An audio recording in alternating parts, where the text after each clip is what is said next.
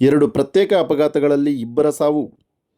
ಕೋಲಾರ ಜಿಲ್ಲೆಯ ಶ್ರೀನಿವಾಸಪುರ ತಾಲೂಕಿನ ಹಕ್ಕಿಪಿಕ್ಕಿ ಗೇಟ್ನ ಬಳಿ ಕಾರು ಹಾಗೂ ದ್ವಿಚಕ್ರ ವಾಹನ ನಡುವೆ ಅಪಘಾತ ಸಂಭವಿಸಿ ಶ್ರೀನಿವಾಸಪುರ ತಾಲೂಕಿನ ಕದಿರಂಪಲ್ಲಿ ಗ್ರಾಮದ ನಿವಾಸಿ ಶ್ರೀನಿವಾಸ್ ಎಂಬ ಯುವಕ ಸ್ಥಳದಲ್ಲಿಯೇ ಮೃತಪಟ್ಟಿದ್ದಾನೆ. ಇನ್ನು ಘಟನೆ ಕುರಿತು ಘಟನಾ ಸ್ಥಳಕ್ಕೆ ರಾಯಲ್ಪಾಡು ಪೊಲೀಸರು ಭೇಟಿ ನೀಡಿ ಪ್ರಕರಣ ದಾಖಲಿಸಿಕೊಂಡು ತನಿಖೆ ನಡೆಸುತ್ತಿದ್ದಾರೆ.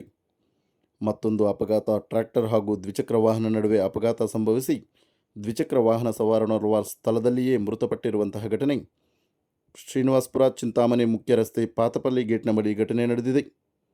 ಮೃತ ವ್ಯಕ್ತಿ ಚಿಕ್ಕಬಳ್ಳಾಪುರ ಜಿಲ್ಲೆ ಚಿಡ್ಲಘಟ್ಟ ತಾಲೂಕಿನ ಚಿಕ್ಕಪಾಪನಹಳ್ಳಿ ಗ್ರಾಮದ ವೆಂಕಟರೆಡ್ಡಿ ಎಂದು ತಿಳಿದು ಬಂದಿದ್ದು, ಇನ್ನು ಘಟನೆ ಕುರಿತು ಘಟನಾ ಸ್ಥಳಕ್ಕೆ ಶ್ರೀನಿವಾಸಪುರ ಪೊಲೀಸರು ಭೇಟಿ ನೀಡಿ ಪ್ರಕರಣ ದಾಖಲಿಸಿಕೊಂಡು ತನಿಖೆ ನಡೆಸುತ್ತಿದ್ದಾರೆ.